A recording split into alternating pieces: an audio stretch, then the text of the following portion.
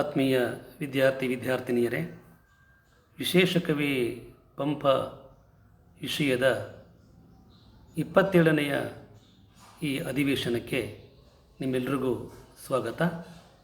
ಈ ಅಧಿವೇಶನದಲ್ಲಿ ನೀವು ಅಧ್ಯಯನ ಮಾಡ್ತಾ ಇರ್ತಕ್ಕಂತಹ 2ನೆಯ ಪದ್ಯ ಭಾಗವಾದ ತಪಶ್ಚರಣ ನಿಶ್ಚಳ ನಿಶ್ಚಯ ಮನನಾದನ್ ಇದರ ಮುಂದುವರಿದ ಪಾಠವನ್ನು ನಾವು ಈಗ ಈ ಅವಧಿಯಲ್ಲಿ ಗಮನಿಸೋಣ. ಕಳೆದ 7ನೆಯ ಪದ್ಯವನ್ನು ಹೇಳುವಾಗ ನೀವು ಗಮನಿಸಿದ್ರಿ, ಭರತನನ್ನ ಬಾಹುಬಲಿ ಅನಾಮತ್ತಾಗಿ ಮೇಲಕ್ಕೆ ಎತ್ತಿ ಹಿಡ್ಕೊಂಡಿದ್ದಾನೆ. ಈಗಾಗಲೇ ಅವನನ್ನು ಸುತ್ತಿಸಿರುವುದು ಆಗಿದೆ.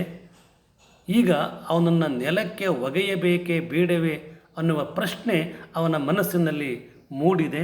ನೆಲಕ್ಕೆ ಒಗೆಯದೆ ಹಾಗೆಯೇ ನಿಂತಿದ್ದಾನೆ. ಅದನ್ನು ನೀವೀಗ ನಿಮ್ಮ ನೆನಪಿಗೆ ತಂದುಕೊಳ್ಳಿ. ಈಗ ಅಲ್ಲಿಂದ ಮುಂದಕ್ಕೆ ಏನಾಯಿತು ಅನ್ನುವುದು ಈ 8ನೆಯ ಪದ್ಯದಲ್ಲಿ ನಾವು ನೋಡ್ತೀವಿ.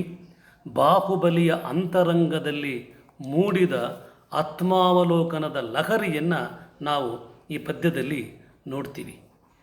ನಾನೀಗ ಪದ್ಯವನ್ನು ವಾಚನ ಮಾಡ್ತಾ ಇದ್ದೀನಿ. ಭರತ ಅವನೀಶ್ವರಂ ಗುರು ಪಿರಿಯಣ್ಣಂ ಚಕ್ರವರ್ತಿ ಮಹಿಮಾಕರನ್ ಈ ದೊರೆಯನು ಅಳವಳಿಯೇ ವಸುಂಧರೆಯೊಳ್ ತಂದಿಕ್ಕಿ ಭಂಗಮಂ ಮಾಡುವೆನೇ. ಭರತನನ್ನು ಗೆಲ್ಲಬೇಕು ನಾನು, ಆ ಮೂಲಕ ಗರ್ವಿಯಾದ ಅಣ್ಣನಿಗೆ ಬುದ್ಧಿ ಕಲಿಸಬೇಕು ಅನ್ನುವ ಧಾಟಿಯಲ್ಲಿ ಆಲೋಚಿಸಿ ರಣರಂಗಕ್ಕೆ ಬಂದಂತಹ ಬಾಹುಬಲಿಯ ಮನಸ್ಸಿನಲ್ಲಿ ಮೂಡ್ತಾ ಇರ್ತಕ್ಕಂತಹ ಈ ಭಾವನೆಗಳನ್ನು ನಾವು ಗಮನಿಸಬೇಕು. ಮೇಲಕ್ಕೆ ಅಣ್ಣನನ್ನು ಎತ್ತಿ ಹಿಡ್ಕೊಂಡಿರ್ತಕ್ಕಂಥ ಬಾಹುಬಲಿ ಯೋಚನೆ ಮಾಡ್ತಾ ಇದ್ದಾನೆ. ಭರತ ಅವನೀಶ್ವರಂ, ಯಾರನ್ನ ನೆಲಕ್ಕೆ ಒಗೆದು ನಾನು ಗೆಲ್ಲಬೇಕು ಅಂತ ಅಂದ್ಕೊಂಡಿದ್ದೀನೋ ಆ ಭರತ ಆತ ಸಾಮಾನ್ಯ ವ್ಯಕ್ತಿಯಲ್ಲ, ಅವನೀಶ್ವರ. ಅವನಿಂದ್ರೆ ಭೂಮಿ, ಈಶ್ವರ ಅಂದರೆ ಒಡೆಯ, ಅವನು ಚಕ್ರವರ್ತಿ. ಈಗಾಗಲೇ ಅವನು ಅನೇಕರನ್ನು ಗೆದ್ದು ಬಂದಿದ್ದಾನೆ, ತನ್ನ ಸಾಮರ್ಥ್ಯವನ್ನು ಆತ ತೋರಿದ್ದಾನೆ. ಅವನೀಶ್ವರ, ಅವನಿಗೆ ಈಶ್ವರ. ಗುರು ಜೊತೆಗೆ ಹಿರಿಯ, ಗುರು ಹಿರಿಯ ಅಷ್ಟೇ ಅಲ್ಲ, ನನಗೆ ಆತ ಅಣ್ಣನಾಗಿರೋ ಕಾರಣಕ್ಕೆ ನಾನು ಅವನಿಂದ ಅನೇಕ ವಿದ್ಯೆಗಳನ್ನು ಕಲಿತಿರೋದು ಇರುತ್ತೆ. ಆ ಅರ್ಥದಲ್ಲೂ ಆತ ನನಗೆ ಗುರು. ಅಷ್ಟೇ ಅಲ್ಲ, ತಂದೆಯನ್ನೂ ಕೂಡ ಗುರುವಿನ ಸ್ಥಾನದಲ್ಲಿ ಕಾಣಲಾಗುತ್ತದೆ, ಗುರುವಿನ ಒಳಗಡೆ ತಂದೆಯನ್ನು ಕಾಣಲಾಗುತ್ತದೆ. ಆ ಅರ್ಥದಲ್ಲಿ ಇವನು ತಂದೆಯೂ ಹೌದು. ಹೀಗೆ ಗುರು ಮತ್ತು ಪಿರಿಯಣ್ಣ, ನನಗೆ ಹಿರಿಯಣ್ಣ ಈ ಭರತ. ಆಮೇಲೆ ಚಕ್ರವರ್ತಿ ಇವರಿಬ್ಬರನ್ನ ತಮ್ಮಂದಿರನ್ನ ಗೆಲ್ಲೋದೇನು ಕಷ್ಟ, ಅಥವಾ ಗೆಲ್ಲದೆ ಹೋದರೂ ಇವರು ಶರಣಾಗತರಾಗಿದ್ದರೂ ಆಗ್ತಾ ಇತ್ತಲ್ಲ. ಅಣ್ಣ ಚಕ್ರವರ್ತಿ ಆದರೆ ನಮಗೆ ಶ್ರೇಯಸ್ಸು ಅಂತ ಕೇಳಿ ಆ ರೀತಿಯಾಗಿದ್ದಿದ್ರೂ ಆತ ಪೂರ್ಣ ಪ್ರಮಾಣದಲ್ಲಿ ಚಕ್ರವರ್ತಿಯೇ. ಭರತ ಚಕ್ರವರ್ತಿ, ಮಹಿಮಾಕರನ್, ಇದೆಲ್ಲದಕ್ಕಿಂತಲೂ ಮುಖ್ಯವಾಗಿ ಭರತ ಮಹಿಮಾಕರ ಅಂದರೆ ಘನ ಸಂಪನ್ನ, ಘನವಾದ ವ್ಯಕ್ತಿತ್ವವನ್ನು ಹೊಂದಿರುವಂಥವನು. ಆತ ಮಹಾತ್ಮ. ಹೀಗಿರ್ತಕ್ಕಂಥ ವ್ಯಕ್ತಿ ಭರತ. ಈ ದೊರೆಯನು, ಇಂಥ ರಾಜನನ್ನು ಅನ್ನೋದು ಆಗಬಹುದು. ಇಷ್ಟು ಎತ್ತರವಾದ, ಇಷ್ಟು ಸಾಮರ್ಥ್ಯ ವಿಶೇಷಗಳನ್ನು ಹೊಂದಿರತಕ್ಕಂತಹ ಭರತ, ಈ ದೊರೆಯನು, ಇದಕ್ಕೆ ಸಮಾನನಾದವನು, ಇಷ್ಟೆಲ್ಲ ಗುಣಗಳಿಗೆ ಸಮಾನನಾದವನು ಭರತ. ಅವನೀಶ್ವರ, ಗುರು, ಪಿರಿಯಣ್ಣ, ಚಕ್ರವರ್ತಿ, ಮಹಿಮಾಕರ, ಇವೆಲ್ಲಕ್ಕೂ ಸರಿದೂಗುವ ಮಹತ್ವವನ್ನು ಹೊಂದಿರುವಂಥ ಈ ಚಕ್ರವರ್ತಿ ಅಣ್ಣ ಭರತ ಅಳವಳಿಯೇ. ಅವನ ಸಾಮರ್ಥ್ಯವು ಈಗ ಅಳಿದಿದೆ. ಹೌದು, ಅದಕ್ಕೆ ನಾನು ಇಲ್ಲಿ ಗೆಲುವನ್ನು ಸಾಧಿಸ್ತಾ ಇದ್ದೇನೆ. ಅವನ ಸಾಮರ್ಥ್ಯವು ಅಳಿದಿರಲು ಅಳವು ಅಳಿಯೇ, ಅವನ ಸಾಮರ್ಥ್ಯವು ಕ್ಷೀಣವಾಗಿರಲು ವಸುಂಧರೆಯೊಳ್ ತಂದಿಕ್ಕಿ, ವಸುಂಧರೆ ಅಂದರೆ ಭೂಮಿ, ಈ ನೆಲ, ಈ ನೆಲದ ಮೇಲೆ ಅಂಥ ಅಣ್ಣನನ್ನು ಕೆಳಗಡೆ ಇಕ್ಕಿ ಒಗೆದು ಬಿಸಾಡಿ ಭಂಗಮಂ ಮಾಡುವೆನೆ. ನಾನು ಅವನಿಗೆ ಅವಮಾನವನ್ನು ಮಾಡುತ್ತೇನೆಯೇ? ಮಾಡಬೇಕಾ?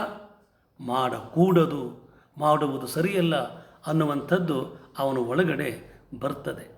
ಅಂದರೆ ತಮ್ಮಂದಿರು ನನಗೆ ಶರಣಾಗಬೇಕು ಅನ್ನುವುದು ಗರ್ವವಾಗಿ ಕಂಡಿತ್ತು ಬಾಹುಬಲಿಗೆ, ಉಳಿದವ್ರಿಗೂ ಹಾಗೆ ಕಂಡಿತ್ತು. ಆದರೆ ಅಣ್ಣನ ಒಳಗಡೆ ಇನ್ನು ಯಾವ ಮಹತ್ತರವಾದ ಗುಣವಿಶೇಷಗಳು ಸಾಮರ್ಥ್ಯಗಳು ಇಲ್ಲವೇ ಅದನ್ನು ಯಾರೂ ಅವಾಗ ಯೋಚನೆ ಮಾಡಿರಲಿಲ್ಲ. ಬಾಹುಬಲಿ ಈಗ ಯೋಚನೆ ಮಾಡ್ತಾ ಇದ್ದಾನೆ. ಅಣ್ಣನನ್ನು ತಮ್ಮಂದಿರನ್ನು ಗೆಲ್ಲಬೇಕೆಂಬ ಹಠ ಮತ್ತು ಗರ್ವದ ವ್ಯಕ್ತಿ ಅಂತ ಅಷ್ಟೇ ಅಂದ್ಕೊಂಡ್ವಲ್ಲ, ಅವನಷ್ಟೇನಾ? ಅಲ್ಲ, ಅವನು ಅವನೀಶ್ವರ, ಅವನು ಗುರು, ಅವನು ಪಿರಿಯಣ್ಣ, ಅವನು ಚಕ್ರವರ್ತಿ, ಅವನು ಮಹಿಮಾಕರ. ಆಮೇಲೆ ಹಲವು ಸಾಮರ್ಥ್ಯಗಳು ಯಾರಲ್ಲಿ ಯಾವಾಗ ಬೇಕಾದರೂ ಕ್ಷೀಣವಾಗಬಹುದು. ಎಲ್ಲ ಕಾಲಕ್ಕೂ ಒಬ್ಬರೇ ಗೆಲ್ತಾರೆ ಅಂತ ಏನೂ ಅಲ್ಲ. ಹಾಗಾಗಿ ಈಗ ಅವನ ಅಳವು ಅದು ಕ್ಷೀಣವಾಗಿದೆ. ಹೀಗಿರುವಾಗ ಇಷ್ಟೆಲ್ಲ ಹೆಚ್ಚುಗಾರಿಕೆಯನ್ನು ಹೊಂದಿರತಕ್ಕಂಥ ಅಣ್ಣನನ್ನು ವಸುಂಧರೆಯೋಳು ತಂದಿಕ್ಕಿ ಈ ನೆಲದ ಮೇಲೆ ಒಗೆದು ನಾನು ಅವನಿಗೆ ಭಂಗವನ್ನು ಅವಮಾನವನ್ನು ಉಂಟು ಮಾಡುತ್ತೇನೆಯೇ, ಮಾಡಬಾರದು ಅನ್ನುವಂಥ ಭಾವ ಬಾಹುಬಲಿಯ ಮನಸ್ಸಿನ ಒಳಗಡೆ ಅದು ಮೂಡುತ್ತೆ. ಮೊದಲೇ ಹೇಳ್ದಂಗೆ ವಿವೇಕ ಮೂಡುವ ಕ್ಷಣ ಇದೆಯಲ್ಲ, ಅದೊಂದು ಅಮೃತಗಳಿಗೆ. ಅದು ಯಾವಾಗ, ಹೇಗೆ, ಎಲ್ಲಿ ಅನ್ನುವುದನ್ನು ಯಾರೂ ಪೂರ್ವಭಾವಿ ಊಹೆ ಮಾಡುವುದಕ್ಕೆ ಸಾಧ್ಯ ಆಗೋದೇ ಇಲ್ಲ. ಇನ್ನೇನು ಬಾಹುಬಲಿ ಗೆದ್ದೇ ಬಿಟ್ಟ, ಇನ್ಮೇಲೆ ಬಾಹುಬಲಿಯ ಚಕ್ರವರ್ತಿ ಅಂತ ಅಂದ್ಕೊಂಡವರಿದ್ದರು. ಆತ ಯುದ್ಧ ಶುರುವಾಗುವಾಗ ಎಂತೆಂಥ ರಾಜರನ್ನು ಗೆದ್ದುಕೊಂಡು ಬಂದಿರತಕ್ಕಂಥ ಭರತನಿಗೆ ಬಾಹುಬಲಿಯನ್ನು ಗೆಲ್ಲೋದು ಯಾವ ಮಹಾ ದೊಡ್ಡ ವಿಚಾರ. ಅವನನ್ನು ಕ್ಷಣ ಮಾತ್ರದಲ್ಲಿ ಸೋಲಿಸಬಿಡಬಲ್ಲ ಭರತ. ಆ ಮೂಲಕ ಚಕ್ರವರ್ತಿ ಅನ್ನುವಂಥದ್ದು ಅಧಿಕೃತವಾಗಿ ಘೋಷಣೆಯಾಗ್ಬಿಡ್ತದೆ ಅಂತ ಅಂದ್ಕೊಂಡಿದ್ದವರೆಷ್ಟೋ. ಆದರೆ ಇಲ್ಲಿ ಆಗ್ತಾ ಇರತಕ್ಕಂಥದ್ದು ಏನು ಆಶ್ಚರ್ಯಕರವಾಗಿದೆ.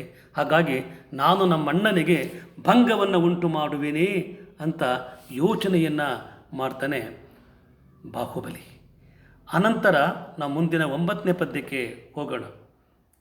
ಇದು ಯೋಚನೆ ಬಂದದ್ದನ್ನು ಕ್ರಿಯಾತ್ಮಕಗೊಳಿಸ್ತೇ ಹೋದರೆ, ಬಂದ ಯೋಚನೆ ಎಷ್ಟೇ ಘನವಾಗಿದ್ದರೂ ಕ್ರಿಯೆಯಲ್ಲಿ ನಿಜವಾಗದೇ ಇದ್ದರೆ ಅದು ಅರ್ಥಪೂರ್ಣವಾಗೋದಿಲ್ಲ. ಅಂಥ ಯೋಚನೆಯನ್ನು ಮೂಡಿಸಿಕೊಂಡವನು ಮಹನೀಯನೂ ಆಗೋದಿಲ್ಲ. ನೋಡಿ ಮುಂದಿನ ಬಾಹುಬಲಿಯ ವರ್ತನೆಗಳು ಹೇಗಿದ್ವು ಅಂತ ಕೇಳಿ.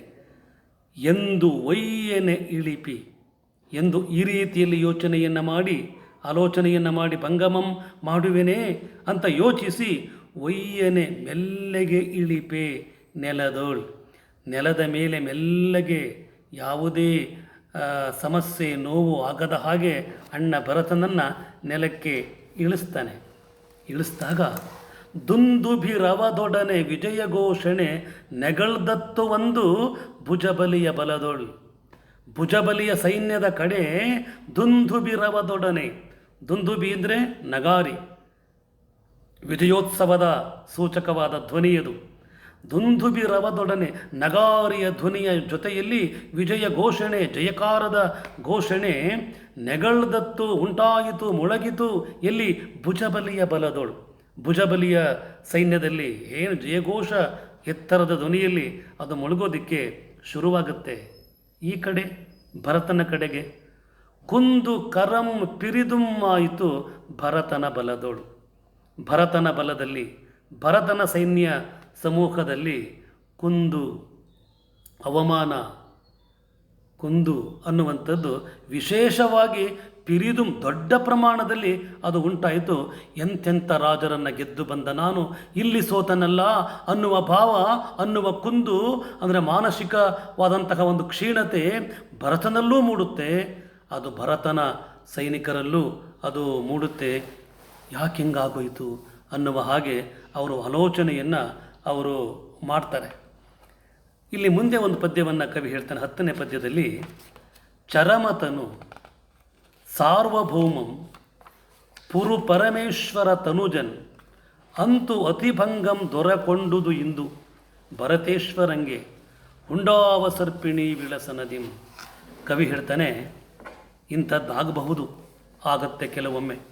ಯಾಕೆಂದರೆ ಕಾಲಾಂತ ಇದೆಯಲ್ಲ, ಅದು ಯಾರೊಬ್ಬರ ನಿಯಂತ್ರಣದಲ್ಲೂ ನಿರ್ದೇಶನದಲ್ಲೂ ಇರುವಂಥದ್ದಲ್ಲ. ಅದೇನೇನು ಮಾಡಬೇಕೋ ಅದು ಅದನ್ನು ಮಾಡ್ತಾ ಇರ್ತದೆ. ನೋಡಿ ಇಲ್ಲೇನಾಯಿತು, ಇಲ್ಲಿ ಭರತ ಎಂಥವನು? ಆತ ಚರಮತನು ಅಂತಂದರೆ ಚರಮ ದೇಹಧಾರಿ, ಅಂದರೆ ಕಡೆಯ ಶರೀರವನ್ನು ಧರಿಸಿದವನು ಅಂತ ಅದರ ವಾಚ್ಯಾರ್ಥ. ಅಂದರೆ ಇದು ಕಡೆಯ ಶರೀರ ಅವನಿಗೆ. ಇಲ್ಲಿಂದ ಮುಂದಕ್ಕೆ ಅವನಿಗೆ ಶರೀರ ಇಲ್ಲ, ಅಂದರೆ ಜನ್ಮಗಳಿಲ್ಲ. ಇದು ಕೊನೆಯ ಜನ್ಮ. ಅಂದರೆ ಅವನು ಮುಂದಿನ ಹಂತದಲ್ಲಿಯೇ ಅವನು ಮೋಕ್ಷವನ್ನು ಪಡೆದುಕೊಳ್ಳುತ್ತಾನೆ. ಹಾಗಾಗಿ ಇದು ಅವನಿಗೆ ಕಡೆಯ ಶರೀರ. ಅಂದರೆ ಮುಂದಿನ ಹಂತದಲ್ಲಿ ಮೋಕ್ಷವನ್ನು ಪಡೆಯುತ್ತಾನೆ, ಇದು ಕಡೆಯ ಶರೀರ ಅನ್ನುವಂಥ ವ್ಯಕ್ತಿತ್ವ ಇದೆಯಲ್ಲ, ಅದು ಘನವಾದದ್ದೇ, ಅದು ವಿಶೇಷವಾದದ್ದೇ, ಅದು ಮಹತ್ವವಾದದ್ದೇ. ಅಂಥವನು ಭರತ ಚರಮತನು, ಸಾರ್ವಭೌಮ, ಸರ್ವರಿಗೂ ಅವನು ಶ್ರೇಷ್ಠ ದೊರೆ. ಈಗಾಗಲೇ ಅನೇಕರನ್ನ ಅವನು ಗೆದ್ದು ಬಂದಾಗಿದೆ, ಪದೇ ಪದೇ ಅದನ್ನು ತಿಳಿಸಲಾಗಿದೆ. ಮತ್ತು ಯಾರ ಮಗ ಅವನು? ಪುರು ಪರಮೇಶ್ವರ ತನೂಜನ್, ಮೊದಲನೆಯ ತೀರ್ಥಂಕರ ಅನ್ನುವಂತಹ ದೊಡ್ಡ ಕೀರ್ತಿಗೆ ಪಾತ್ರನಾದಂತಹ ಆದಿನಾಥನ ಋಷಭನಾಥನ ತನೂಜ ಮಗ. ಅಂಥವನಿಗೆ ಅತಿಭಂಗಂ ದೊರಕೊಂಡುದು, ಅತ್ಯಂತ ಘೋರವಾದ ಅವಮಾನ ಉಂಟಾಯಿತು, ದೊರಕೊಂಡುದು, ಪ್ರಾಪ್ತವಾಯಿತು, ಉಂಟಾಯಿತು ಇಂದು, ಇವತ್ತು. ಯಾಕೆ ಅಂತಂದರೆ ಕವಿ ಹೇಳ್ತಾನೆ, ಭರತೇಶ್ವರಂಗೆ ಉಂಟಾಯಿತು ಹುಂಡಾವಸರ್ಪಿಣಿ ವಿಳಸನದಿಂ. ಈ ಅವಸರ್ಪಿಣಿ ಎನ್ನುವಂಥ ಈ ಶಬ್ದ ಒಂದು ಬಲುಮುಖ್ಯವಾದಂತಹ ಜೈನ ಧಾರ್ಮಿಕ ಪಾರಿಭಾಷಿಕ ಶಬ್ದ ಇದು. ಅವಸರ್ಪಿಣಿ, ಉತ್ಸರ್ಪಿಣಿ ಅಂತ ಹೇಳಿ ಎರಡು ಕಾಲಘಟ್ಟವನ್ನು ಜೈನ ಧರ್ಮದಲ್ಲಿ ಗುರುತಿಸಲಾಗುತ್ತದೆ. ಅತ್ಯುನ್ನತವಾದ ನೆಲೆಯಿಂದ ಅವನತಿಯ ಕಡೆಗೆ ಸಾಗುವ ಕಾಲಘಟ್ಟವನ್ನು ಅವಸರ್ಪಿಣಿ ಕಾಲ ಅಂತನೂ, ಒಂದು ಹೀನಾತಿಹೀನ ಸ್ಥಿತಿಯಿಂದ ಅತ್ಯುನ್ನತಿಯ ಕಡೆಗೆ, ಅಭಿವೃದ್ಧಿಯ ಕಡೆಗೆ, ಏಳ್ಗೆಯ ಕಡೆಗೆ, ಮಹೋನ್ನತಿಯ ಕಡೆಗೆ ಸಾಗುವ ಕಾಲಘಟ್ಟವನ್ನು ಉತ್ಸರ್ಪಿಣಿ ಕಾಲ ಅಂತ ಹೇಳಿಯೂ ಕರೆಯಲಾಗುತ್ತದೆ. ಅವಸರ್ಪಿಣಿಯಲ್ಲಿ ಒಂದು ವಿಧ, ಒಂದು ಪ್ರಕಾರ, ಅದು ಹುಂಡಾವಸರ್ಪಿಣಿ.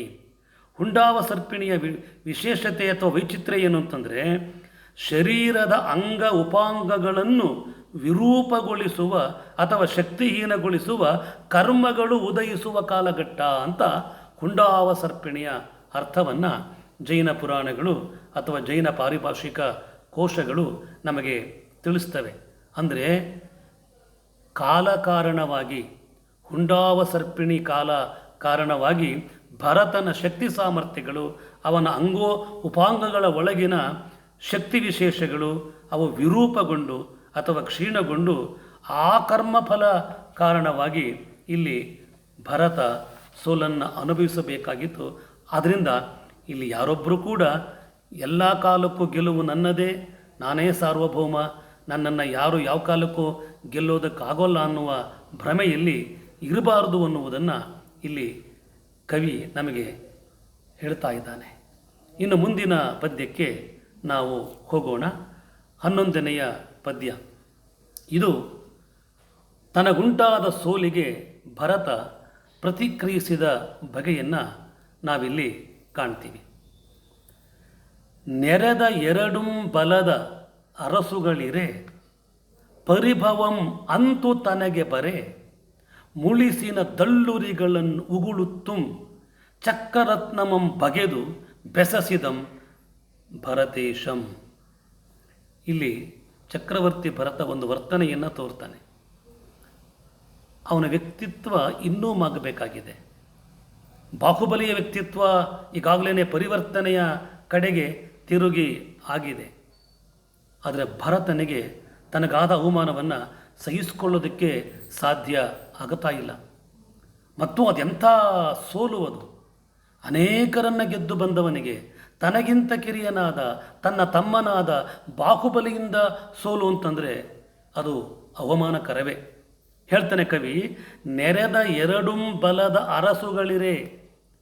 ಈ ಯುದ್ಧ ನಡೆಯುವಾಗ ಎರಡೂ ಕಡೆ ನೆರೆದ, ಸೇರಿದ್ದ, ಎರಡೂ ಬಲದ ಅಂದರೆ ಎರಡೂ ಸೈನ್ಯದ, ಎರಡೂ ಕಡೆಯ ಭರತ ಮತ್ತು ಬಾಹುಬಲಿ ಇಬ್ಬರಿಗೂ ಸೇರಿದಂತಹ ಅರಸುಗಳು, ರಾಜರುಗಳು ಎರಡೂ ಕಡೆಗಳಲ್ಲಿ ನಿಂತು ಯುದ್ಧವನ್ನು ನೋಡ್ತಾ ಇರಬೇಕಾದ್ರೆ ಅವರ ಸಮಕ್ಷಮದಲ್ಲಿ, ಅವರ ಕಣ್ಣೆದುರಿನಲ್ಲಿ ಪರಿಭವಂ, ಸೋಲು ಅಥವಾ ಅವಮಾನ, ಅಂತೂ ತನಗೆ ಬರೆ, ಈ ರೀತಿಯಲ್ಲಿ ಇಂಥದ್ದೊಂದು ಘನಘೋರವಾದ, ನಿರೀಕ್ಷೆ ಮಾಡಲಾಗದ, ಅತ್ಯಂತ ಅಪಮಾನಕರವಾದ ಸೋಲು ತನಗೆ ಬರಲು, ಮುಳಿಸಿನ ದಳ್ಳುರಿಗಳನ್ನು ಉಗುಳುತ್ತಂ, ಕೋಪದ ದಟ್ಟವಾದ ಬೆಂಕಿಯ ಉರಿಗಳನ್ನು ಅವನು ಚೆಲ್ಲುತ್ತಾ ಉಗುಳುತ್ತಾ, ಭರತ ಅಂದರೆ ಅತ್ಯುಗ್ರನಾಗಿ ಚಕ್ರರತ್ನಮಂ ಬಗೆದು, ಚಕ್ರರತ್ನವನ್ನು ನೆನ್ಕೊಳ್ತಾನೆ ಭರತ. ಅದನ್ನು ನಾನು ಬಳಸಿ ನಾನು ಬಾಹುಬಲಿಯನ್ನು ಕೊಲ್ಲಬಹುದು ಅಂತ ಕೇಳಿ ಚಕ್ರರತ್ನಮಂ ಬಗೆದು, ಚಕ್ರರತ್ನ ಸಹಾಯಕ್ಕೆ ಇರುವಂಥದ್ದು, ಚಕ್ರವರ್ತಿ ಪದವಿಯನ್ನು ಅದು ಅವನಿಗೆ ತಂದುಕೊಡುವಂಥದ್ದೇ. ಅದನ್ನು ಯೋಚನೆ ಮಾಡ್ತಾನೆ. ಅದನ್ನು ಬಗೆದು ಬೆಸಸಿದಂ ಭರತೇಶಂ, ಭರತೇಶ ಚಕ್ರರತ್ನಕ್ಕೆ ಒಂದು ಆದೇಶವನ್ನು ಮಾಡ್ತಾನೆ. ಏನಾದೇಶ ಅದು? ಬಾಹುಬಲಿಯನ್ನು ಕೊಲ್ಲು ಅನ್ನುವಂತಹ ಆದೇಶ ಅದು. ಅಂದರೆ ಇವನೊಳಗಿರುವ ಸಿಟ್ಟು ಈ ರೀತಿಯ ವರ್ತನೆಯನ್ನು ತೋರುತ್ತೆ. ಭರತನ ವ್ಯಕ್ತಿತ್ವದ ಘನತೆ ಇಲ್ಲಿ ಕ್ಷೀಣವಾಗ್ತಾ ಇರೋದನ್ನು ನಾವು ಈ ಸಂದರ್ಭದಲ್ಲಿ ನೋಡಬಹುದು. ಭರತ ಏನೋ ಆಜ್ಞೆಯನ್ನು ಮಾಡ್ದ ಚಕ್ರರತ್ನಕ್ಕೆ, ನನ್ನ ಮಾತನ್ನು ನೀನು ಕೇಳಬೇಕಾದದ್ದು ಕರ್ತವ್ಯ, ನೀನು ಬಾಹುಬಲಿಯನ್ನು ಮುಗಿಸಬೇಕು, ನನಗೆ ಅವಮಾನವಾಗೋಯಿತು ಅನ್ನುವ ಧಾಟಿಯಲ್ಲಿ. ಆವಾಗೇನಾಯಿತು? ಚಕ್ರರತ್ನ ಹೇಗೆ ವರ್ತನೆಯನ್ನು ಮಾಡ್ತೋ ಅದನ್ನು ನಾವು ಮುಂದಿನ ಪದ್ಯದಲ್ಲಿ ನೋಡ್ತೀವಿ. ಆ ಪ್ರಸ್ತಾವದೋಳ್, ಆ ಸಂದರ್ಭದಲ್ಲಿ, ಯಾವ ಸಂದರ್ಭ? ಚಕ್ರರತ್ನಕ್ಕೆ ಭರತ ಬಾಹುಬಲಿಯನ್ನು ಘಾತಿಸಲು ಆದೇಶಿಸಿದ ಸನ್ನಿವೇಶದಲ್ಲಿ 12ನೇ ಪದ್ಯ ನಾನು ವಾಚನ ಮಾಡ್ತಾ ಇದ್ದೇನೆ. ಬೆಸಸಿದೊಡೆ ಅದು ಮಾರ್ಕೊಳ್ಳದೆ ಬೆಸನಂ ಬಲವೊಂದು ಬಾಹುಬಲಿಯಂ ಅಣಂಬೇದಿಸಲಾರದುದರಿನ್ ಇರ್ತುದು ಮಸುಳ್ದು ಎಸಕಂಗೆಟ್ಟು ಬಲದ ಮುಯಿಪಿನ ಕೆಲದೋಳ್. ಚಕ್ರರತ್ನ ವರ್ತಿಸಿದ ಬಗೆ ಇದು. ಬೆಸಸಿದೊಡೆ, ಭರತನು ಆಜ್ಞೆಯನ್ನು ಮಾಡಲು ಘಾತಿಸು ಆ ಬಾಹುಬಲಿಯನ್ನು ಅಂತ ಹೇಳಿ ಬೆಸಸಿದೊಡೆ ಆಜ್ಞೆಯನ್ನು ಮಾಡಿದರೆ ಅದು ಮಾರ್ಕೊಳ್ಳದೆ, ಅದು ಅಂದರೆ ಚಕ್ರರತ್ನ, ಚಕ್ರರತ್ನ ಆ ಆದೇಶವನ್ನು ವಿರೋಧಿಸದೆ, ಮಾರ್ಕೊಳ್ಳದೆ ಅಂದರೆ ವಿರೋಧಿಸದೆ, ಪ್ರತಿಭಟಿಸದೆ. ಯಾಕೆಂದರೆ ಈಗಲೂ ಅದು ಚಕ್ರವರ್ತಿ ಭರತನ ಪರವಾಗಿ ಇರುವಂಥದ್ದು, ಅದು ವಿರೋಧ ಮಾಡೋಲ್ಲ, ಅದನ್ನು ಅಕ್ಸೆಪ್ಟ್ ಮಾಡಿಕೊಳ್ಳುತ್ತೆ ಅಂತಲೇ ಕವಿ ಹೇಳುವಂಥದ್ದು. ಪ್ರತಿಭಟಿಸದೆ, ವಿರೋಧಿಸದೆ, ಬೆಸನಂ ಆಜ್ಞೆಯನ್ನು, ಭರತನ ಆಜ್ಞೆಯನ್ನು ಪ್ರತಿಭಟಿಸದೆ ಅದು ಮುಂದೆ ಹೋಗುತ್ತೆ ಬಾಹುಬಲಿಯ ಕಡೆಗೆ. ಏನು ಮಾಡುತ್ತೆ? ಬಲವೊಂದು ಬಾಹುಬಲಿಯನ್, ಬಾಹುಬಲಿಯನ್ನು ಒಂದು ಪ್ರದಕ್ಷಿಣೆ ಹಾಕತ್ತೆ ಅದು. ಬಲವೊಂದು ಅಂದರೆ ಪ್ರದಕ್ಷಿಣೆ ಹಾಕೋದು. ಬಾಹುಬಲಿಯನ್ನು ಒಂದು ಪ್ರದಕ್ಷಿಣೆ ಹಾಕ್ಬಿಟ್ಟು ಅಣಂ ಭೇದಿಸಲಾರದುದರಿನ್, ಕೊಂಚವೂ ಬಾಹುಬಲಿಯನ್ನು ಭೇದಿಸಲಾಗಲು ಸಾಧ್ಯವಿಲ್ಲ ಚಕ್ರರತ್ನಕ್ಕೆ. ಯಾಕೆ ಅಂತಂದರೆ ಈಗ ಒಂದರ್ಥದಲ್ಲಿ ಚಕ್ರವರ್ತಿ ಅಂತ ಘೋಷಣೆಯಾಗಬೇಕಾಗಿದ್ದ ಭರತನನ್ನು ಬಾಹುಬಲಿ ಗೆದ್ದಾಗಿದೆ. ಹಾಗಾಗಿ ಭರತನ ಮಾತನ್ನು ಈಗ ಚಕ್ರರತ್ನ ಕೇಳಿ ನೆರವೇರಿಸಬೇಕಾದ ಸ್ಥಿತಿಯಲ್ಲಿ ಇಲ್ಲ. ಈಗ ಕೊನೆಯ 3 ಯುದ್ಧದಲ್ಲಿ ಬಾಹುಬಲಿಯೇ ಅಘೋಷಿತವಾಗಿ ಗೆದ್ದಿದ್ದಾನೆ. ಅಂದಮೇಲೆ ಚಕ್ರರತ್ನ ಅವನ ಅಧೀನವಾಗಬೇಕಲ್ವೇ? ಹಾಗಾಗಿ ಅಣಂ ಭೇದಿಸಲಾರದುದರಿನ್, ತಾಂತ್ರಿಕವಾಗಿ ಚಕ್ರರತ್ನ ಈಗ ಬಾಹುಬಲಿಯನ್ನು ಭರತನೇ ಆಜ್ಞೆ ಮಾಡಿದ್ದರೂ ಭೇದಿಸುವ, ಅವನನ್ನು ಘಾತಿಸುವ, ಅವನನ್ನು ಕೊಲ್ಲುವ ಸ್ಥಿತಿಯಲ್ಲಿ ಅದಿಲ್ಲ. ಆದ್ದರಿಂದ ಇರ್ದುದು, ಅದು ಹಾಗೇ ಇದೆ, ಸುಮ್ಮನಿದೆ. ಹೇಗಿದೆ? ಮಸುಳ್ದು ಮಂಕಾಗಿ, ಅದು ಮಂಕಾಗಿ ಚಕ್ರವರ್ತಿ ಭರತನ ಆದೇಶವನ್ನು ಪಾಲನೆ ಮಾಡೋಕ್ಕಾಗದೆ ಮಂಕಾಗಿ ಎಸಕಂಗೆಟ್ಟು, ಎಸಕ ಅಂದರೆ ಕಾರ್ಯ, ಮಾಡಬೇಕಾದ ಕಾರ್ಯವನ್ನು ಮಾಡದೆ, ಅದೇ ಎಸಕಂಗೆಟ್ಟು. ಮಾಡಬೇಕಾದ ಕಾರ್ಯವನ್ನು ಮಾಡದೆ ಯಾವ ಕಾರ್ಯ ಮಾಡಬೇಕಾಗಿತ್ತು? ಭರತ ಹೇಳಿದ ಕಾರ್ಯ ಮಾಡೋಕ್ಕಾಗಲ್ಲ. ಈಗ ಮಾಡೋಕ್ಕಾಗದೆ ಬಲದ ಮುಯಿಪಿನ ಕೆಲದೋಳ್, ಅಂದರೆ ಬಲ ಭುಜದ ಪಕ್ಕದಲ್ಲಿ ಬಂದು ಹಾಗೇನೆ ಆ ಚಕ್ರ ರತ್ನ ಅದು ನಿಂತ್ಕೊಳ್ಳುತ್ತೆ. ಭರತ ಹೇಳಿದ ಮಾತನ್ನು ಅದು ಕೇಳೋದಿಲ್ಲ. ಮುಂದಿನ 13ನೇ ಪದ್ಯಕ್ಕೆ ಹೋಗೋಣ. ಭರತನ ಅನುಚಿತ ವರ್ತನೆಯ ಪರಿಣಾಮವನ್ನು ನಾವು ಇಲ್ಲಿ ನೋಡ್ತೀವಿ. 13ನೇ ಪದ್ಯ ಹೀಗಿದೆ. ತನಗಲ್ಲದುದಂ ಮಾಡಿದನ್ ಇನಿಸಂ ಚಕ್ರೇಶನ್ ಎಂಬ ಕುಲರುದ್ಧರ ಭೂವನಿತಾಧೀಶರ ನುಡಿಗಳಿಗೆ ನಾಣ್ಚಿದಂ ಭರತರಾಜನ್ ಅವನತ ಮಕುಟ. ಈಗ ಭರತನಲ್ಲಿ ಒಂದು ಪರಿವರ್ತನೆ ಆಗುವುದನ್ನು ನಾವು ನೋಡಬಹುದು. ಈ ಪ್ರಯತ್ನವನ್ನು ಭರತ ಮಾಡಬೇಕಾಗಿರಲಿಲ್ಲ. ಚಕ್ರರತ್ನಕ್ಕೆ ಆದೇಶ ಮಾಡಿ ಬಾಹುಬಲಿಯನ್ನು ಘಾತಿಸುವ ಕೆಲಸವನ್ನು ಮಾಡಬೇಕಾಗಿರಲಿಲ್ಲ. ತನ್ನ ಸೋಲನ್ನು ಅವನು ಒಪ್ಕೊಳ್ಬೇಕಾಗಿತ್ತು. ಇದನ್ನು ಅಲ್ಲಿದ್ದಂತಹ ಹಿರಿಯರು ಮತ್ತು ರಾಜರುಗಳು ಆಲೋಚನೆ ಮಾಡಿ ಹೇಳ್ತಾರೆ. ಅವರು ತನಗಲ್ಲದುದಂ ಮಾಡಿದನ್ ಇನಿಸಂ ಚಕ್ರೇಶನ್. ತನಗಲ್ಲದುದು ಅಂದರೆ ತನ್ನ ಯೋಗ್ಯತೆಗೆ ತಕ್ಕದ್ದಲ್ಲದ್ದು, ತಾನು ಮಾಡಬೇಕಾದದ್ದಲ್ಲದ್ದು ಅಂಥದ್ದನ್ನು ಮಾಡಿದನ್ ಇನಿಸಂ. ಇಷ್ಟು ಇದೆ ಚಕ್ರರತ್ನಕ್ಕೆ ಆದೇಶ ಮಾಡಿದ್ದು. ಇನಿಸನ್ ಇಷ್ಟನ್ನು ಈ ಭರತ ತನಗಲ್ಲದುದಂ, ತನ್ನ ಯೋಗ್ಯತೆಗೆ, ತನ್ನ ಘನತೆಗೆ, ತನ್ನ ಹಿರಿಯಣ್ಣನ ಅಥವಾ ಚಕ್ರವರ್ತಿಯ ಪುರು ಪರಮೇಶ್ವರನ ಮಗನ ಯೋಗ್ಯತೆಗೆ ತಕ್ಕದ್ದು ಅಲ್ಲದನ್ನು ಇಷ್ಟನ್ನು ಚಕ್ರೇಶನು ಮಾಡಿದನಲ್ಲ ಎಂದು ಕುಲವೃದ್ಧರು ಅವರ ಎರಡೂ ಕುಲಗಳಲ್ಲಿ ಯಾರು ಹಿರಿಯರಾಗಿದ್ದಾರೋ ಅಂಥವ್ರು ಮಾತಾಡ್ತಾ ಇದ್ದಾರೆ. ಆಮೇಲೆ ವನಿತಾಧೀಶರು ಅಂದರೆ ಬೇರೆ ಬೇರೆ ರಾಜರುಗಳು, ಭೂಮಿ ಎನ್ನುವ ವನಿತೆಗೆ ಒಡೆಯರಾದವರು ರಾಜರುಗಳು, ಅವರ ನುಡಿಗಳಿಗೆ, ಅವರು ಆಡಿದ ಈ ಮಾತಿಗೆ ನಾಣ್ಚಿದಂ ಭರತರಾಜ ನಾಚ್ಕೊಳ್ತಾನೆ, ಸಂಕೋಚ ಪಟ್ಕೊಳ್ತಾನೆ. ಅದರ ಪರಿಣಾಮ ಎನ್ನುವಂತೆ ಅವನತ ಮಕುಟಂ, ತನ್ನ ಕಿರೀಟ ಹೊತ್ತ ತಲೆಯನ್ನು ಬಾಗಿಸ್ತಾನೆ ಅವನು. ಅವನತ ಮಕುಟಂ, ತನ್ನ ಮುಕುಟವನ್ನು, ಕಿರೀಟವನ್ನು ಬಾಗಿಸ್ತಾನೆ. ಅಂದರೆ ಕಿರೀಟ ಹೊತ್ತ ತಲೆಯನ್ನು ಆತ ತಗ್ಗಿಸ್ತಾನೆ. ಅವನಿಗೆ ಈ ಪ್ರತಿಕ್ರಿಯೆಗಳು ಕುಲದ ಹಿರಿಯರಿಂದ ಮತ್ತು ಇತರ ರಾಜರುಗಳಿಂದ ಬಂದಾಗ, ಹೌದಲ್ವ, ನಾನೇ ಪ್ರಯತ್ನವನ್ನು ಮಾಡಬಾರ್ದಾಗಿತ್ತು ಅನ್ನುವಂಥದ್ದು ಈಗ ಭರತನಲ್ಲಿ ಮೂಡ್ತಾ ಇದೆ. ಇದು ಭರತನಲ್ಲಿ ಆದ ಪರಿವರ್ತನೆ. ತನ್ನ ದುಡುಕಿನ ಕೃತ್ಯಕ್ಕಾಗಿ ಭರತ ಇಲ್ಲಿ ಆಲೋಚನೆಯನ್ನು ಮಾಡೋದಕ್ಕೆ ತೊಡಗ್ತಾನೆ. ಇನ್ನು ಮುಂದಿನ 14ನೆಯ ಪದ್ಯಕ್ಕೆ ಹೋಗೋಣ. ಇಷ್ಟೆಲ್ಲ ಆದದ್ದರ ಅಂತಿಮ ಪರಿಣಾಮ ಬಾಹುಬಲಿಯ ಮೇಲೆ ಹೇಗಾಯಿತು ಅನ್ನುವುದು ಈ 14ನೆಯ ಪದ್ಯದ ವಿಚಾರ. ಬಾಹುಬಲಿ ತನ್ನ ದಕ್ಷಿಣ ಬಾಹುವ ಕೆಲದಲ್ಲಿನಿಂದ ಚಕ್ರಮನ್ ಆಗಳ್ ಸಾಹಸ ರಸಿಕಂ ಕಂಡು ಈ ಸಾಹಸಮಂ ನೆಗಳ್ದನ್ ಎನ್ನೊಳಂ ಭರತೇಶಂ ಅಂತ ಯೋಚನೆ ಮಾಡ್ತಾನೆ. ಅಂದರೆ ತಮ್ಮನಾದ ಬಾಹುಬಲಿ ತನ್ನ ದಕ್ಷಿಣ ಬಾಹುವ, ತನ್ನ ಬಲಭುಜದ ಕೆಲದಲ್ಲಿ ಪಕ್ಕದಲ್ಲಿ ಬಂದು ನಿಂದ ಚಕ್ರ, ಅದನ್ನು ನಾವಾಗಲೇ ಹೇಳಿದ್ದೀವಿ. ಆದೇಶ ಮಾಡಿದಾಗ ಪ್ರದಕ್ಷಿಣೆ ಹಾಕ್ಬಿಟ್ಟು ಬಾಹುಬಲಿಯ ಬಲಭುಜದ ಪಕ್ಕದಲ್ಲಿ ಬಂದು ನಿಂತುಕೊಡ್ತು ಚಕ್ರರತ್ನ ಅಂತ ಹೇಳಿ.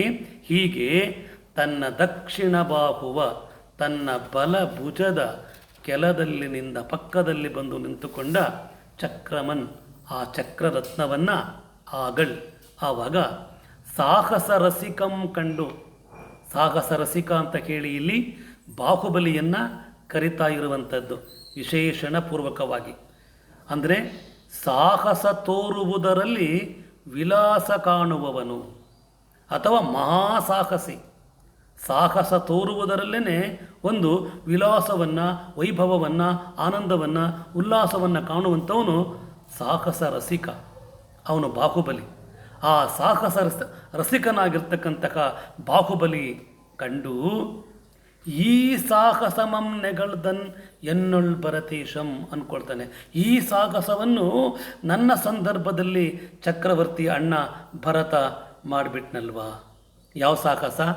ಚಕ್ರರತ್ನವನ್ನು ಪ್ರಯೋಗಿಸಿ ನನ್ನನ್ನು ಸೋಲಿಸುವ, ಘಾತಿಸುವ, ಕೊಲ್ಲಿಸುವ ಪ್ರಯತ್ನ. ಇದನ್ನೂ ನಮ್ಮಣ್ಣ ಮಾಡಿಬಿಟ್ನಲ್ಲ. ಅಯ್ಯೋಯ್ಯೋ, ಈ ಅಧಿಕಾರದ ಮೋಹ, ರಾಜ್ಯಲಕ್ಷ್ಮಿಯ ಮೋಹ ಏನೆಲ್ಲವನ್ನ ವ್ಯಕ್ತಿಯಿಂದ ಮಾಡಿಸಿ ಬಿಡಬಹುದು ಅನ್ನುವ ಹಾಗೆ ಆಲೋಚನೆ ಮಾಡ್ತಾನೆ ಈ ಬಾಹುಬಲಿ. ಮುಂದಿನ ಪದ್ಯಕ್ಕೆ ಹೋಗೋಣ. ಇಂಥ ಕೆಲಸಗಳನ್ನು ತಮ್ಮ ಅನ್ನುವುದನ್ನು ನೋಡದೆ, ಆದ ಸೋಲನ್ನು ಒಪ್ಪಿಕೊಳ್ಳದೆ, ತರುವಾಯದಲ್ಲಿಯೂ ನಾನೇ ಗೆಲ್ಲಬೇಕು, ನಾನೇ ಆಳಬೇಕು, ನಾನೇ ಚಕ್ರವರ್ತಿಯಾಗಬೇಕು ಅಂತ ಹೇಳಿ ಚಕ್ರರತ್ನವನ್ನು ಪ್ರಯೋಗಿಸುವ ಪ್ರಯತ್ನ ಇದೆಯಲ್ಲ, ಇದು ರಾಜ್ಯವನ್ನು ಕುರಿತಾದ ಮೋಹದ ಬಗ್ಗೆ ಬಾಹುಬಲಿ ವಿಶೇಷವಾಗಿ ಚಿಂತನೆ ಮಾಡುವಾಗ ಮಾಡ್ತದೆ. ಮುಂದಿನ ಪದ್ಯಗಳು ಬಾಹುಬಲಿಯ ಮನಸ್ಸಿನ ಒಳಗಡೆ ಮೂಡುವ ರಾಜ್ಯ, ಅಧಿಕಾರ, ಸಂಪತ್ತು ಇವುಗಳನ್ನು ಕುರಿತ ನಿರಸನ ಭಾವದ ವಿಚಾರವನ್ನು ಅನಾವರಣಗೊಳಿಸ್ತವೆ. 15ನೇ ಪದ್ಯ ಹೀಗಿದೆ: ಕಳೆದಿಡುವುದೇ ಕಷ್ಟಂ ಭೂತಳ ರಾಜ್ಯ ವಿಮೋಹಂ ಅಚಿರ ರುಚಿ ಸಂಚಳಂ ಇಂತು ಅಳವುಗಿಡಿಸಿದುದು ಮನುಕುಲ ತಿಳಕನುಮಂ ಖಳಮಹೀಶರು ಉಳಿದವರ ಅಳವೇ ಅಂತ ಹೇಳಿ, ಈ ರಾಜ್ಯಮೋಹ ಅನ್ನುವಂಥದ್ದು ಏನೆಲ್ಲವನ್ನು ಮಾಡಿಸುತ್ತೆ, ಎಂಥೆಂಥವ್ರನ್ನ ಯಾವ ಮಟ್ಟಕ್ಕೆ ತಂದು ನಿಲ್ಲಿಸುತ್ತೆ ಅನ್ನುವುದನ್ನು ಕುರಿತು ಇಲ್ಲಿ ಬಾಹುಬಲಿ ಯೋಚನೆ ಮಾಡ್ತಾನೆ. ಹೇಳ್ತಾನೆ, ಕಳೆದಿಡುವುದೇ ಕಷ್ಟಂ. ಕಳೆದಿಡು ಅಂತಂದರೆ ತೊರೆಯುವುದು, ತ್ಯಜಿಸುವುದು. ಕಳೆದಿಡುವುದೇ ಕಷ್ಟಂ, ತ್ಯಜಿಸುವುದೇ ಕಷ್ಟ, ತೊರೆಯುವುದೇ ಕಷ್ಟ. ಯಾವುದನ್ನು? ಭೂತಳ ರಾಜ್ಯ ವಿಮೋಹಂ. ಈ ಭೂಮಿ ಅನ್ನುವ ಈ ರಾಜ್ಯ ಇದೆಯಲ್ಲ, ಇದರ ಬಗೆಗಿನ ವಿಮೋಹ ಇದೆಯಲ್ಲ, ವಿಶೇಷವಾದ ಅಪಾರವಾದ ಮೋಹ, ಇದನ್ನು ತ್ಯಜಿಸುವುದೇ ಕಷ್ಟ. ವರ್ತಮಾನಕ್ಕೂ ಸಲ್ಲಬಹುದಾದಂತಹ ಮಾತು ಇದು. ಒಂದು ಮಹಾಕಾವ್ಯದ ಒಳಗಡೆ ಬರುವ ಮಹಾಕವಿಯ ಮಹಾವಾಣಿಗಳು ಸಾರ್ವಕಾಲಿಕ ಸತ್ಯಗಳಾಗಿ ಉಳ್ಕೊಳ್ತವೆ ಅನ್ನಲಿಕ್ಕೆ ಇಂಥ ಮಾತುಗಳು ಸಾಕ್ಷಿ. ಕಳೆದಿಡುವುದೇ ಕಷ್ಟಂ ಭೂತಳ ರಾಜ್ಯ ವಿಮೋಹಂ. ಈ ಭೂಮಿಯ ಮೇಲಿನ, ರಾಜ್ಯದ ಮೇಲಿನ ಈ ವಿಶೇಷವಾದ ಮೋಹವನ್ನು ತ್ಯಜಿಸುವುದಿದೆಯಲ್ಲ, ಇದು ಅತ್ಯಂತ ಕಷ್ಟವಾದದ್ದು. ಮತ್ತು ಇದೆಂಥದ್ದು ಇದು? ಈ ಭೂತಳ ರಾಜ್ಯ ವಿಮೋಹ ಅನ್ನುವಂಥದ್ದು ಅಚಿರ ರುಚಿ ಸಂಚಳಂ. ಅಚಿರ ಅಂತಂದರೆ ಚಿರವಲ್ಲದ್ದು, ಕ್ಷಣಭಂಗುರವಾದದ್ದು, ಕ್ಷಣಿಕವಾದದ್ದು. ಅಚಿರ ರುಚಿ ಸಂಚಳಂ, ಕ್ಷಣಿಕವಾದ ಮಿಂಚಿನ ಕಾಂತಿಯಂತೆ ಅಸ್ಥಿರವಾದದ್ದು ಈ ರಾಜ್ಯ, ಈ ಭೂಮಿ ಇತ್ಯಾದಿಗಳು. ಇದನ್ನು ತ್ಯಜಿಸೋದು ಎಷ್ಟು ಕಷ್ಟ ಇದೆ. ತ್ಯಜಿಸೋದಕ್ಕೆ ಆಗದೇ ಇರೋ ಕಾರಣಕ್ಕೆ ತಾನೇ ಭರತ ಇಷ್ಟೆಲ್ಲವನ್ನು ಮಾಡ್ತಾ ಇರೋದು ಅಂತ ಬಾಹುಬಲಿ ಯೋಚನೆ ಮಾಡ್ತಾ ಇದ್ದಾನೆ. ಅದನ್ನೇ ಮುಂದೆ ಅವನು ನೇರವಾಗಿ ಹೇಳ್ತಾನೆ, ಇಂತು ಅಳವುಗೆಡಿಸುವುದು ಮನುಕುಲ ತಿಲಕನುಮಂ. ನೋಡಿ, ಇಲ್ಲಿ ಭರತನನ್ನು ಮನುಕುಲ ತಿಲಕ ಅಂತ ಕರೀತಾನೆ. ಅದು ಭರತನಿಗೆ ಸಲ್ಲುವಂಥ ಮಾತು ಕೂಡ ಹೌದು. ಒಂದೆರಡು ಎಡೆಯೋಳು ಎಡವಾಯುದು ಬಂದ ತಪ್ಪಂ ಹಿಡಿದು ಸಾಧಿಸದೆ ಅನ್ನುವ ರಾಘವಾಂಕನ ಮಾತು ಕೇವಲ ಕಾವ್ಯಕ್ಕೆ ಮಾತ್ರ ಅನ್ವಯ ಆಗಬೇಕಾಗಿಲ್ಲ, ಅದು ವ್ಯಕ್ತಿಗಳ ಸಂದರ್ಭದಲ್ಲೂ ಅನ್ವಯ ಆಗುತ್ತೆ. ಹಾಗಾಗಿ ಭರತನಲ್ಲಿ ಮೆಚ್ಚಬಹುದಾದ ಶ್ರೇಷ್ಠವಾದ ಗುಣಗಳು ಬೇಕಾದಷ್ಟಿವೆ. ಪ್ರಥಮ ಚಕ್ರವರ್ತಿ ಎನ್ನುವ ಆತನ ಆ ಗೌರವ ಸಾರ್ವಕಾಲಿಕವಾದದ್ದು. ಹಾಗಾಗಿ ಹೇಳ್ತಾನೆ ಬಾಹುಬಲಿ, ಯಾರು ಈ ಭರತ? ಮನುಕುಲ ತಿಲಕ ಅಂದರೆ ಈ ಮನುಷ್ಯ ಸಮುದಾಯದಲ್ಲಿಯೇ, ಮಾನವ ಸಮೂಹದಲ್ಲಿಯೇ ತಿಲಕಪ್ರಾಯನಾದವನು ಈತ. ಇಂಥವನ ಸಾಮರ್ಥ್ಯವನ್ನು, ಇದು ಅಂದರೆ ಮಾನವ ಸಾಮರ್ಥ್ಯವನ್ನು, ಅಂತರಂಗದ ಸಾಮರ್ಥ್ಯವನ್ನು, ವ್ಯಕ್ತಿತ್ವದ ಸಾಮರ್ಥ್ಯವನ್ನು ಇದು ನಾಶ ಮಾಡಿಬಿಡ್ತು. ಈ ಕ್ಷಣಿಕವಾದ ಮಿಂಚಿನ ಕಾಂತಿಯಂತೆ ಅಸ್ಥಿರವಾದ ಈ ಭೂತಳ ರಾಜ್ಯ ವಿಮೋಹ. ಇನ್ನು ಖಳಮಹೀಶರು ಉಳಿದವರ ಅಳವೇ. ಇನ್ನು ಒಳ್ಳೆಯವರಲ್ಲದ ಖಳಮಹೀಶರು, ಕೇಡಿಗರಾದ ರಾಜರು, ದುಷ್ಟರಾದ ರಾಜರು, ಅವರಳವೇ ಉಳಿದಂತಹ ಇದಾರಲ್ಲ ಕೇಡಿಗರಾಜರು, ಅಂಥವ್ರ ಸಂಖ್ಯೆನೇ ಜಾಸ್ತಿ. ಅವರಳವೇ ಅವ್ರಿಗೆ ಸಾಧ್ಯ ಆಗುತ್ತೆ. ಅವರು ಶಕ್ತರೇ, ಅವರು ಸಮರ್ಥರೇ, ಅವರಿಗೆ ಅಳವೇ ಇದನ್ನು ಬಿಡುವಂಥದ್ದು. ಹಾಗಾಗಿ ಈ ರಾಜ್ಯ ಮೋಹ ಅನ್ನುವಂಥದ್ದು ನಿರಂತರವಾಗಿ ಮನುಷ್ಯನ ಒಳಗಡೆ ತುಂಬಿಕೊಂಡಿದೆ. ಯುದ್ಧ, ಹಿಂಸೆ, ಕ್ರೌರ್ಯ, ಸಾವು, ನೋವು ನಿರಂತರವಾಗಿ ನಡೀತಾನೆ ಇದೆ ಅಂತ ಹೇಳಿ ಆಲೋಚನೆಯನ್ನು ಮಾಡ್ತಾನೆ ನಮ್ಮ ಬಾಹುಬಲಿ. ಇನ್ನು 16ನೆಯ ಪದ್ಯ ಇದೇ ವಿಚಾರದ ಮುಂದುವರಿದ ಭಾಗ ಇಲ್ಲಿ ಬರುತ್ತೆ. ಇಲ್ಲಿ ರಾಜ್ಯವನ್ನು ಪಡೆಯಬೇಕೆಂಬ ಹಂಬಲದ ದುಷ್ಪರಿಣಾಮಗಳೆಂಥವು ಅನ್ನುವುದು ಇಲ್ಲಿದೆ. ಒಂದು ಒಳ್ಳೆಯ ಪದ್ಯ. ಸೋದರರಂ ಕಾದಿಸುವುದು, ಸುತನ ತಂದೆಯೊಡೆಯೊಳ್ ಬಿಡದೆ ಉತ್ಪಾದಿಸುವುದು ಕೋಪಮನ್, ಅಳವು ಈ ದೊರತು ಏನೇ ತೊಡರುವುದೆಂತು ರಾಜ್ಯಶ್ರೀಯೋಳ್. ರಾಜ್ಯವೆನ್ನುವ ಈ ಸಂಪತ್ತಿನಲ್ಲಿ ನಾವು ಯಾಕೆ ಸಿಕ್ಕಾಕೊಳ್ಬೇಕು, ನಾವು ಹೇಗೆ ವ್ಯವಹರಿಸಬೇಕು ಅನ್ನುವ ಆಲೋಚನೆಯನ್ನು ಮಾಡ್ತಾನೆ ಬಾಹುಬಲಿ. ಇದೆಂಥದ್ದು ಈ ರಾಜ್ಯಾಧಿಕಾರದ ಮೋಹ ಅಂತಂದರೆ, ಸೋದರರಂ ಕಾದಿಸುವುದು. ಒಡ ಹುಟ್ಟಿದವರ ವಿರುದ್ಧ ಒಡ ಹುಟ್ಟಿದವರ ಯುದ್ಧ ಮಾಡುವ ಹಾಗೆ ಮಾಡುತ್ತೆ. ಯಾಕೆ ಅಂತಂದರೆ ರಾಜ್ಯದ ಮೋಹ ಅಂಥದ್ದು ಇಲ್ಲೇ ಆಗಿದೆ. ಈ ಯುದ್ಧವೇ ಅದಕ್ಕೆ ಒಂದು ರೀತಿಯಲ್ಲಿ ಸಾಕ್ಷಿ. ಇದಲ್ಲದೆ ಪುರಾಣ ಮತ್ತು ಚರಿತ್ರೆಯಲ್ಲಿ ಇದಕ್ಕೆ ಉದಾಹರಣೆಗಳು ಬೇಕಾದಷ್ಟು ಸಿಗ್ತವೆ. ಅಧಿಕಾರ ಮತ್ತು ಈ ಆಸ್ತಿ, ಐಶ್ವರ್ಯ, ಸಂಪತ್ತು ಇವುಗಳಿಗಾಗಿ ಸೋದರರು ಕಾದಾಡಿ ಅವರು ಹಿಂಸೆ, ಕ್ರೌರ್ಯವನ್ನು ಮಾಡುವಂಥದ್ದು. ವರ್ತಮಾನದಲ್ಲೂ ಇಂಥ ಉದಾಹರಣೆಗಳು ಇಲ್ಲ ಅಂತ ನಾವೇನು ಹೇಳುವ ಸ್ಥಿತಿಯಲ್ಲಿ ಇಲ್ಲ. ಇದು ಈ ರಾಜ್ಯಶ್ರೀ ಅನ್ನೋದಿದೆಯಲ್ಲ, ಅದರ ಬಗೆಗಿನ ಮೋಹ ಮಾಡಿಸುವಂತಹ ಕ್ರಿಯೆಗಳು. ಸೋದರರಂ ಕಾದಿಸುವುದು, ಹೋರಾಡುವ ಹಾಗೆ ಅದು ಮಾಡುತ್ತೆ. ಇಷ್ಟೇನಾ? ಸುತನ ತಂದೆಯೆಡೆಯೋಳ್, ಮಗನನ್ನು ತಂದೆಯ ಸಂದರ್ಭದಲ್ಲಿ, ತಂದೆಯ ಸಮ್ಮುಖದಲ್ಲಿ ಬಿಡದೆ ಉತ್ಪಾದಿಸುವುದು ಕೋಪಮಂ, ಬಿಡದಂತೆ ಕೋಪ ಉಂಟಾಗುವಂತೆ ಮಾಡ್ತದೆ. ಅಂದರೆ ಮತ್ತೆ ರಾಜ್ಯಾಧಿಕಾರಕ್ಕಾಗಿ ಮಗನಾದವನು ತಂದೆಯ ಮೇಲೆ ಸಿಟ್ಟುಗೊಳ್ಳುವ, ತಂದೆಯ ಮೇಲೆ ಕ್ರೋಧಗೊಳ್ಳುವ, ತಂದೆಯನ್ನೇ ಸೆರೆಯಲ್ಲಿಟ್ಟು ರಾಜ್ಯಾಧಿಕಾರವನ್ನು ಮಾಡುವ ಸನ್ನಿವೇಶಗಳನ್ನು ಕೂಡ ನಿರ್ಮಾಣ ಮಾಡುತ್ತದೆ. ತಂದೆಯನ್ನು ಕೊಂದು ರಾಜ್ಯವನ್ನು ಪಡೆದಿರುವ ಉದಾಹರಣೆಗಳು ಇಲ್ಲ ಅಂತ ಹೇಳಲಿಕ್ಕೆ ಬರಲ್ಲ. ಇವು ಪುರಾಣದ ಆಲೋಚನೆಗಳಲ್ಲ. ಇದು ಪುರಾಣ, ಚರಿತ್ರೆ, ವರ್ತಮಾನ ಎಲ್ಲ ಕಡೆಗೂ ಸಲ್ಲುವಂಥದ್ದು. ಇವುಗಳಿಂದ ಮನುಷ್ಯ ಕಳಚ್ಕೊಳ್ಬೇಕು, ಇವುಗಳನ್ನು ಮನುಷ್ಯ ತ್ಯಜಿಸಬೇಕು, ಈ ಭಾವಗಳನ್ನು. ಅದೇ ಒಟ್ಟು ಈ ಕಾವ್ಯದ ತಿರುಳು.